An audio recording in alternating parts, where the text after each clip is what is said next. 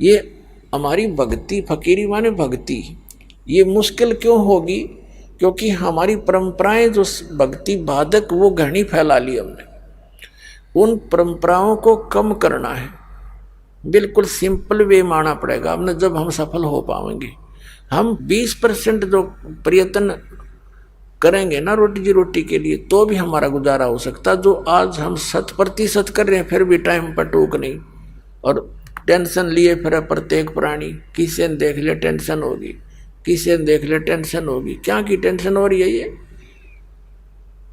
हमने अपनी परंपरा बिगाड़ रखी है। अब जैसे दास कि यहाँ बच्चों का विवाह करते हैं सिंपल वे से, जैसे कपड़े पहन रखे हैं जिटीज, और रोटी भी यहाँ भगवान के भंडार में खाओ और बच्चों का ब्याह करो और जाओ। और जैसे घर पे भी करते हैं तो भी इसी तरह हमने ड्रामाबाजी नहीं करनी। परमात्मा ने ब्याह बच्चों का कर रखा होता है। अब हम ज्यादा दुखी इन बातों से है कि जिसका 3 बेटी होगी, अब उसको पता है कि समाज में किस तरह विवाह किया जाते हैं, तो उसका जीना हराम हो जाता माँ बाप का। और अब ऐसा होगा कि कितनी हो जाओ बेटी, खर्चा तो होना है नहीं, सिंपल वे से ब्याह करेंगे अपने बच्चों का, और बेटी को नाम दिला दे भगवान का, सदा सुखी रहेगी। एक पिताजी कितना धन दे सकता अपनी बेटी को? क्या आजीवन उसका गुजारा करा सकता है?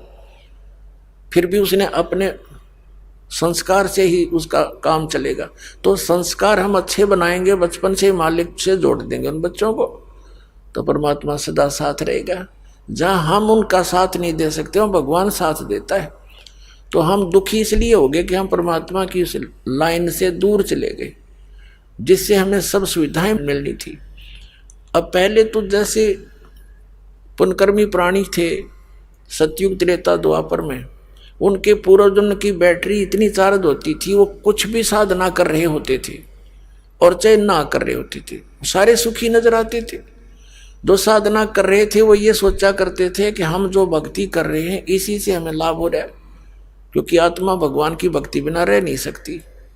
और जो नहीं कर रहे थे वो उनका गिनती नहीं। लेकिन पहले ऐसे कोई व्यक्ति नहीं थे जो परमात्मा की भक्ति ना करते हो, साधना से वो कुछ भी कर रहे होते। अब भी विश्व में 70-80% व्यक्ति हैं जो भगवान में आस्था रखते हैं।